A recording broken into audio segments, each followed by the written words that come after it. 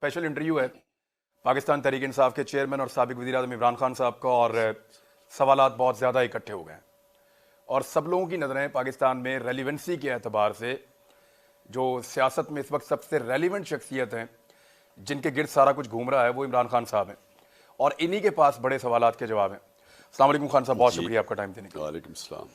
आपने मुज़ाकरात की पेशकश की है। नॉर्मली आप इन लोगों से, इन पॉलिटिकल पार्टी से बात नहीं करना चाहते थे और आपने हमेशा ये कहा है कि मैं पॉलिटिक्स पे बात करूंगा, एनआरओ नहीं दूंगा। एनआरओ तो हो गया और रिजीम चेंज ऑपरेशन, उसके बाद एनआरओ, वो सारी चीज़ें उन्होंने अपने मुताबिक कर ली हैं। अब आप वहीं पे बातचीत करने की दावत दे रहे हैं। ये मुज़ाकरात के लिए आप संजीदा हैं या इसको कुछ लोग कह रहे हैं कि सिर्फ? देखिए इमरान, इन लोगों से मेरी क्या बातचीत हो सकती है?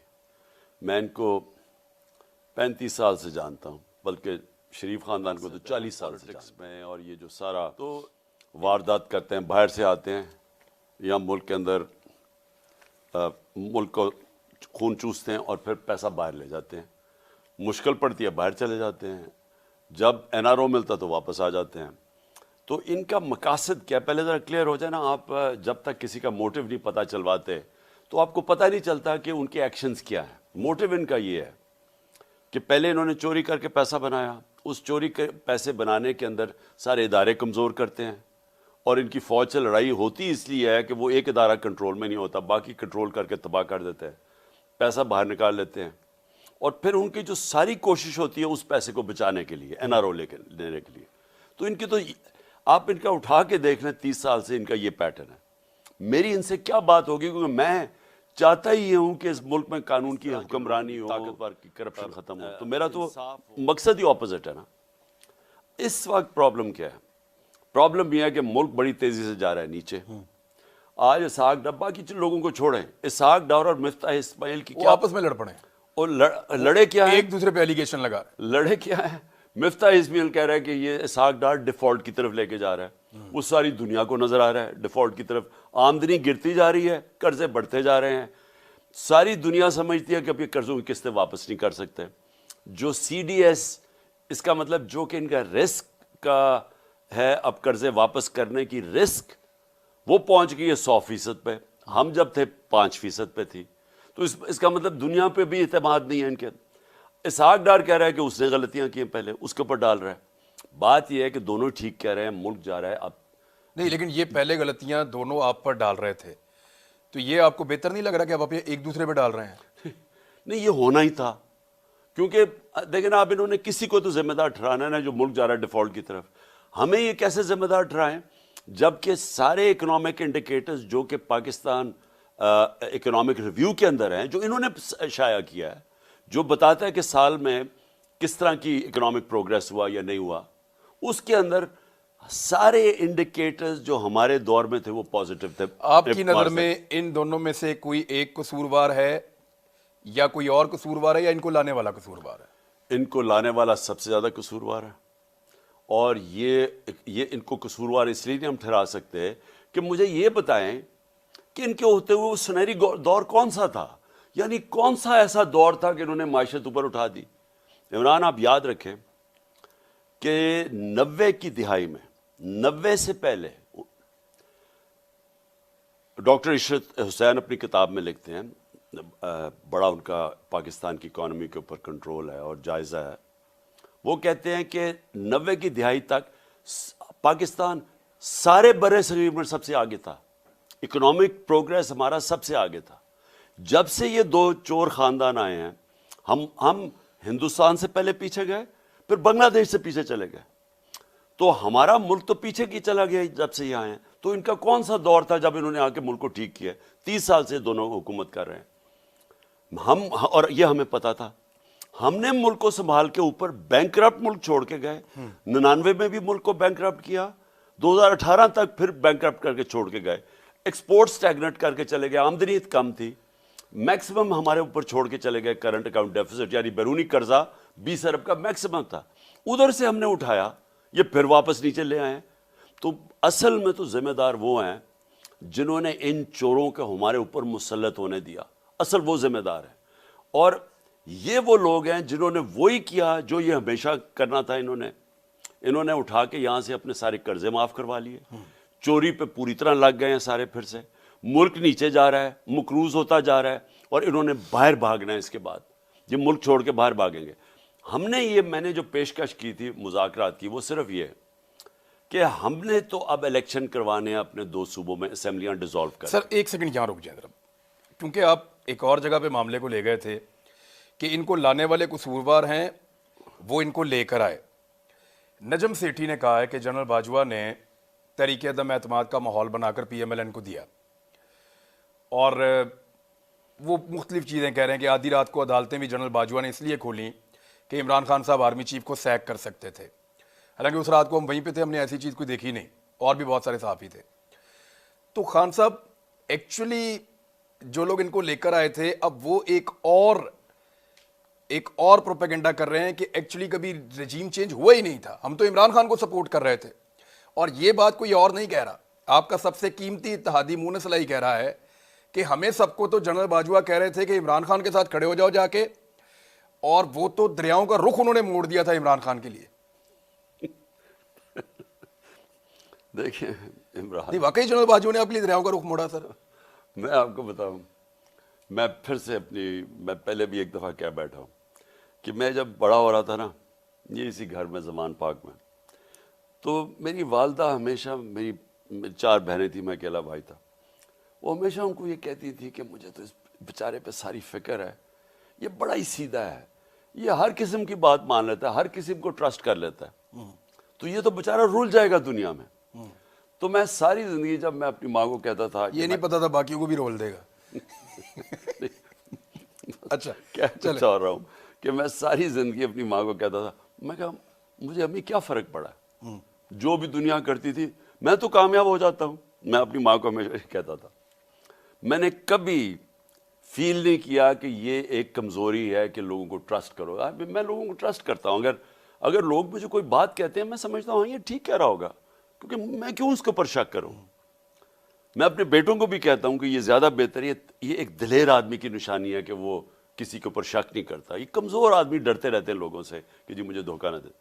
لیکن میں نے پہلی دفعہ، جو میری جنرل باجوہ سے میرے 3.5 سال گزرے ہیں، پہلی دفعہ میں نے ریئلائز کیا کہ یہ کتنی بڑی میری کمزوری ہے، کیونکہ میں اس کو ٹرسٹ کر لیتا تھا۔ جو جنرل باجوہ کہتا تھا میں کہا ہاں ہم دونوں ملک کے لیے ہیں، اسٹیبلشمنٹ ہے، فوج ہے، ہمارے انٹرسٹ ایک ہی ہے کہ ملک کو بچانا ہے۔ مجھے یہ پتہ ہی نہیں تھا کہ کس طرح میرے سے دھوکے دیے گئے، جھوٹ بولے گئے، یعنی ہم آخری دنوں میں بھی جب ہمیں پتہ تھا کہ یہ سازش چل رہی ہے، مجھے آئی بی کی رپورٹ آ رہی تھی کہ گیم چل رہی ہے۔ اب آئی بی والا سٹیٹمنٹ دے گا میں نے کوئی رپورٹ نہیں دی تھی، اس سے بھی نکلوا لیں گے تھوڑے دنوں میں۔ وہ کیا بیچارے نکالیں گے، وہ بیچارہ وہ بھی مجھے ڈر ڈر کے کہتا تھا، چیزیں بتانی شروع کر گیا، مجھے وہ رائٹنگ میں نہیں دیتا تھا، مجھے خود آ کے بتاتا تھا کہ پتہ نہ چل جائے۔ تو وہ جب ہمیں پتہ چل گیا کہ پوری گیم ہوئی ہے، نواز شریف سے ان کی بات چیت چل رہی ہے، انہوں نے پلان بنا لیا ہے، خاص طور پہ جب فیض کو جب ہٹایا تو اس کے بعد ان کی گیم تو چل پڑی تھی، تو مجھے تو پتہ تھا۔ میں جب جنرل باجوہ سے پوچھوں، ہو ہی نہیں سکتا، ہم تو کنٹینیوٹی چاہتے ہیں، ہمیں تو یہ۔ میں نے جب آخر میں جب مجھے پتہ چلا کہ یہ، میں نے ان سے یہ پوچھا بھی، میں نے کہا دیکھیں مجھے یہ بتا دیں، وہ میرے اسلام آباد کے گھر میں، وہ میں نے کہا مجھے یہ بتا دیں کہ ہمارے سارے اتحادی، ہمارے جو لوگ اپنے ایم این ایز ہیں، وہ سب کو انڈیکیشن یہ دے رہے ہیں کہ فوج چاہتی ہے کہ آپ ادھر چلے جائیں۔ تو میں نے، اور وہ ہمیں کہہ رہے ہیں کہ، اور آپ ہمیں کہہ رہے ہیں کہ نہیں ہم نیوٹرل ہیں، وہ ہمیں کہہ رہے ہیں کہ ادھر چلے جائیں۔ ایم کیو ایم کے لوگوں نے ہمیں چپے دبی لفظوں میں ساروں نے کہا، وہ بیت تو کنٹرول میں ہی ان کے تھی، وہ شزان بگتی تو ان کے بغیر ہلتا ہی نہیں تھا، تو ہمیں تو پتہ، تو ہم حیران کہ یہ مجھے کہہ رہے ہیں کہ کچھ نہیں ہے، ادھر سے اور سگنل مل رہے ہیں۔ میں نے ان کو کہا کہ یہ سمجھ جائیں کہ اگر آپ نے اس وقت گورنمنٹ کو ہٹا دیا اور پولیٹیکل انسٹیبلٹی آ گئی، تو میں آپ کو بتا رہا ہوں کہ کوئی نہیں سنبھال سکے گا آپ کی اکانومی کو، اور خاص طور پہ یہ چور تو نہیں سنبھال سکے گا۔ شوکت ترین کو میں نے بھیجا، انہوں نے اس کو بتایا کہ یہ جناب حالات ہیں، آپ نے اس وقت اگر یہ کر دیا، 2 گھنٹے وہ بیٹھا رہا ان کے ساتھ، ایک سمجھایا اس نے سٹیپ بائی سٹیپ کہ اس سٹیج کے اوپر اگر آپ نے پولیٹیکل انسٹیبلٹی لیا، اکانومی آپ نہیں سنبھالی جائے۔ تو آپ کو کیا لگتا ہے؟ پہلے میں سن لوں، اس کو بھی کہا کہ فکر ہی نہ کرو، کنٹینیوٹی رہے گی۔ اچھا، مجھے بھی کہا فکر، میں نے ان کو پھر ایک دن کہا, میں نے کہا دیکھیں مجھے یہ پتا ہے کہ اب ہمیں سارا واضح ہو گیا کہ آپ نیوٹرل نہیں ہیں, آپ ان کی طرف کہہ رہے ہیں کہ ادھر چلے جائیں. تو میں نے ان کو کہا مجھے کلیئر کر دیں. میں نے کہا میرے سے یہ اب نہ کریں کہ یہ ہم آپ کے ساتھ بھی ہیں, اور میں نے کہا کلیئر کر دیں آپ ادھر ہیں یا ادھر ہیں. اگر آپ نہیں ہیں تو پھر میں اور میری اسٹریٹجی ہے, اگر ہیں تو اور اسٹریٹجی ہے. تو انہوں نے کہا وہ کون سی اسٹریٹجی؟ میں نے کہا میں اپنے لوگوں کے پاس جاؤں گا. میں نے ان کو کہا کہ میں ایک جمہوریت میں ماننے والا. چاہتے تھے کہ وہ آپ کے ساتھ آئیں, یعنی ان کا تو کام ہی کوئی نہیں ہے, پولیٹکس میں ہونا ہی نہیں چاہیے. میں یہ کہہ رہا ہوں ساتھ نہیں آئے کہ یہ آپ جو ان کو ساروں کو کہہ رہے ہیں کہ ادھر چلے جائیں. اچھا ٹھیک ہے, ہمارا یہ جو رجیم چینج آپ یہ کہتے کھل کے آ جائیں. میں کب مجھے بتا دیں کہ اگر آپ نے فیصلہ کر ہی لیا ہے تو پھر جو میں نے ساری زندگی کیا ہے, میں تو عوام کے کندھوں پہ آؤں. مجھے تو کسی ملٹری نرسری میں نہیں کسی نے پالا تھا نا. بھٹو کو ہمیں پتہ ہے کدھر تھا, وہ ڈیڈی کہتا تھا ایوب خان کو. مجھے اس کا پتہ ہے کہ یہ نواز شریف کو تو جنرل جیلانی نے پالا تھا. میں تو 22 سال اپنی محنت کر کے آؤں, نیچے سے پبلک کو لے کے آؤں. تو میں کہا میں واپس پبلک میں چلا جاؤں گا. میں نے ان کو یہ کہا فکر ہی نہ کرو, ہم تو کنٹینیوٹی چاہتے ہیں, ہم تو آپ کے ساتھ ہیں. تو جنرل باجوہ نے میڈیا کو بھی کہا کہ میں سب کو گولیاں دیتا تھا. اور بعد میں پتا چلا کہ میں اکیلا نہیں تھا جس کو لال بتی کے پیچھے لگائے ہوئے تھے, اور بھی بڑے لگائے ہوئے تھے, اور خاص طور پہ ان کے اپنے کولیگز کو بھی. بہرحال ایشو میں صرف یہ کہہ رہا ہوں کہ دیکھیں جو ہوا یہ سارا اس کے پیچھے ہمیں پتہ ہے ہینڈلرز تھے. اور جب یہ ہو گیا اور جب پتہ چل گیا کہ پبلک آ کے ہمارے ساتھ کھڑی ہو گئے. 10 اپریل ایک پاکستان میں ایک ایسا وقت تھا جس میں کبھی ایسا ہوا نہیں پاکستان کہ پبلک آ کے کھڑی ہوگی, ایک وہ پارٹی جس کو گورنمنٹ سے نکالا ہے. تو جب آپ کو نظر آ گیا کہ پبلک آ کے ادھر کھڑی ہو گئی ہے, اور یہ بھی نظر آ گیا کہ لوگ ان چوروں کو نہیں مانیں گے, بلکہ ہمارے ساتھ لوگ اس لیے آئے, وہ ان چوروں کی شکلیں دیکھ کے, وہ 3 اسٹوجز کی جب شکلیں دیکھی وہ لوگ ادھر آ گئے. اب جب لوگ ادھر آ گئے, انہوں نے جو اس کے بعد کیا, میں نے سب سے بڑا ظلم کیا. جو انہوں نے 7 مہینے ہمارے اوپر جو تشدد کیا, ہمارے اوپر جو انہوں نے جس طرح کی آپریشن کی, میں آپ کو یقین کراتا ہوں کہ جو 25 مئی کو ہوا وہ لگ رہا تھا یہ مقبوضہ کشمیر ہے, یہ پاکستان نہیں لگ رہا تھا. مقبوضہ کشمیر میں عورتیں بچے فیملیز کے اوپر شیلنگ ہوتی ہے, یہاں تو نہیں ہوتی تھی. ہمیں جس طرح مجھے ٹریٹ کیا گیا, میرے اوپر کیسز بنائے گئے, جو مجھے ملتا تھا کہ اس کے پیچھے پڑ جاتے تھے. پوری ایجنسیز ان کے پیچھے لگی ہوئی ہیں. ہمیں تو جہاز کوئی نہیں ملتا تھا, لوگ ڈرتے تھے, ہمیں رینٹ پہ جہاز نہیں دیتے تھے. وہ تو شکر ہے میرا دوست عدنان اسد امریکہ سے آیا, اس کے جہاز اگر نہ ہوتا میں تو ٹریول ہی نہیں کر سکتا تھا. ہر قسم کا انہوں نے ہمارے اوپر جو پریشر ڈالا ہے, جس طرح میڈیا کے اوپر جو دکھاتا تھا. اور یہ اسٹیبلشمنٹ تھی, ناٹ دا پولیٹیکل گورنمنٹ. نہیں پولیٹیکل. اچھا, ہمیں جب 25 مئی کو ہم نے یہ پولیس والوں نے ہم نے پوچھا یہ تم نے کیا کیا, کہیں جی ہمارے سے پیچھے سے پریشر تھا اسٹیبلشمنٹ کا. آپ میڈیا کے ہاؤسز سے پوچھیں, ڈائریکٹلی میڈیا ہاؤسز کو کر کے ڈرا رہے تھے. تو دیکھیں نا, موجودہ D G I S I ہیں, ISPR والے تو ادھر چلے گئے ہیں, انہوں نے بیٹھ کر دعویٰ کیا, قمر جاوید باجوہ صاحب نے بیٹھ کر دعویٰ کیا کہ ہم تو بالکل پولیٹکس میں ہے ہی نہیں, 1.5 سال سے کوئی کہہ رہے نہیں ہیں, کوئی کہہ رہے ہیں کہ ہم تقریباً 1 سال سے نہیں ہیں. تو یہ تو سارا کچھ پولیٹکس میں ہو رہا تھا. دیکھیں میں اب اتنے بڑے جھوٹ بول رہے ہیں, میں 3.5 سال گورنمنٹ میں بیٹھا ہوں, مجھے تو پتہ ہے کہ کیسے آپریٹ کرتے ہیں, مجھے تو پتہ ہے کہ کیا ہوتا ہے.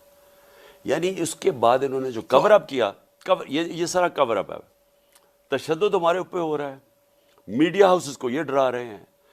آپ جیسے لوگ جو صحافی جس طرح ارشد شریف, ان کے پیچھے یہ پریشر ڈال رہے ہیں. آپ سب کو پتہ ہے کہ وہ یہ تو پیچھے بیٹھے ہوئے تھے. جو انہوں نے تشدد کیا اعظم سواتی کے اوپر اور شہباز گل کے اوپر, دونوں ہمیں کہتے ہیں کہ ان کو اٹھا کے پولیس اٹھا کے لئی, بعد میں انہوں نے پکڑ لیا. جس پولیس اسٹیشن میں مجھے رکھتے تھے, میں بتا دیتا ہوں, آن ایئر بتا دیتا ہوں, جہاں پہ بھی مجھے رکھتے تھے 2 آدمی ہوتے تھے جو نیوٹرل ہوتے تھے, اور پولیس والے ان کی طرف اشارے کرتے تھے کہ اگر یہ نہ ہوں تو ہم آپ کو کمفرٹیبل کر سکتے ہیں, ان کی وجہ سے ہم آپ کو کمفرٹیبل نہیں. جیل والے, یہ جو اڈیالہ جیل والے, وہ شہباز گل کو کہتے رہے کہ جی وہ ہمارا پریشر ان کا پیچھے کا.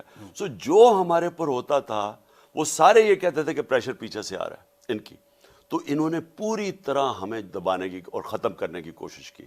نہ اس لیے میں امید لگا کے بیٹھا ہوا ہوں کہ یہ جو نیا سیٹ اپ آیا ہے خدا کے واسطے اس ملک کو بچائیں. آپ نے اپنے لوگوں کو کہا کہ روکو، ابھی اسٹیبلشمنٹ کے اوپر تنقید مت کرو اور نشانہ مت بناؤ. نئی اسٹیبلشمنٹ سے ایسا لگتا ہے آپ نے کوئی امیدیں وابستہ کی ہیں.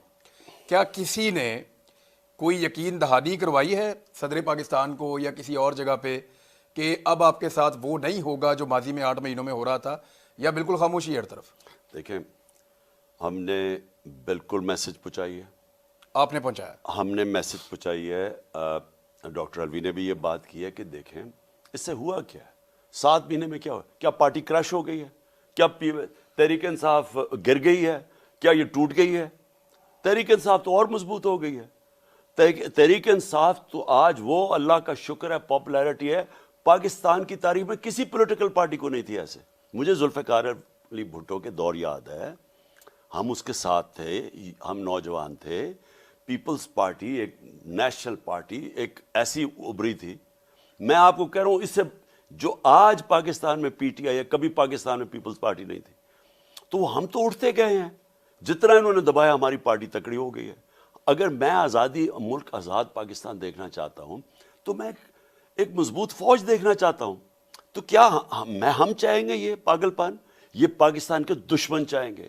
یہ وہ لوگ جو باہر بیٹھے ہوئے ہیں، جن کو پیسے کا پوجا کرنے والے بیٹھے ہوئے ہیں، شریف وغیرہ، یہ ان کا انٹرسٹ ہے. آپ نے پیغام پہنچا دیا، ہم نے جواب کیا ہے؟ ہم نے، اور میرے خیال میں دیکھیں ان کو موقع دینا چاہیے. نیا سیٹ اپ آیا، ان کو کیا ضرورت ہے؟ جو آپ کا چلیں میں تھوڑا سا اگر آپ جواب دینا چاہیں تو آپ بتا دیں کہ مونس علائی کو غلط فہمی ہے اس بارے میں کہ اسٹیبلشمنٹ نیوٹرل ہے، یا اسٹیبلشمنٹ آپ کے ساتھ کھڑی تھی جب آپ کی حکومت جا رہی تھی؟ دیکھیں مونس کا یا کوئی مجبوری ہے؟ نہیں، مونس علائی کا بالکل علیحدہ ایکسپیرینس ہوا ہوگا. ٹھیک ہے، دیکھیں نا، ہو سکتا ہے ان کو کچھ اور کہا گیا ہو. نہیں، ان کو کہا گیا ہوگا کہ یہ پی ٹی آئی کے ساتھ چلو، لیکن وہ دوسرا والا جو چلا گیا نون لیگ میں، اس کو بھی کہا ہوگا کہ ادھر چلے جاؤ. اچھا، ادھر بھی نمبر پورے کر دیے تو یہ جو ڈبل گیم چل رہی تھی، ویسے میں آپ کو بتاؤں جتنی ڈبل گیم جنرل باجوہ نے کھیلی ہے نا، یعنی وہ کبھی کسی کو کچھ ہمارے اپنے لوگوں کو کسی کو کوئی پیغام جا رہا ہے، کسی کو کوئی اور جا رہا ہے. عجیب اس کی ویسے ایٹیٹیوڈ دیکھیں. لیکن ہوا کیا اینڈ میں؟ فائدہ تو نہیں ہوا نا، ایکسپوز تو ہو گئے. اب یہ جو ذلت انسان تو نہیں دے سکتا نا. مجھے یہ بتائیں کہ ہم اللہ میں ماننے والے جو لوگ ہیں، ہمارا ایمان، عزت اور ذلت اس کے ہاتھ میں نا. مجھے یہ بتائیں کہ مجھے تو اصولاً جو انہوں نے کیا تھا میرے ساتھ، جو میں ایک ڈائری اٹھا کے نکلا تھا پی ایم ہاؤس سے، اس کے بعد اصولاً مجھے ذلیل ہو جانا چاہیے تھا. ہوا کیا؟ مجھے اللہ نے وہ عزت دی جو میری زندگی میں تصور نہیں تھا ایسی ملے گی. تو اس سے تو آپ کو واضح ہو جانا چاہیے نا کہ اوپر والے کے ہاتھ میں سب کچھ ہے. آپ جو مرضی کر لیں، فیصلہ وہ آپ کے اعمال کے اوپر کرتا ہے. بے شک اس میں کسی کے تو اعمال غلط تھے نا، جو کہ ذلت ملی ہے. نیت کے اوپر اللہ تعالیٰ. اچھا، اس میں مجھے یہ بتائیں، نیت اور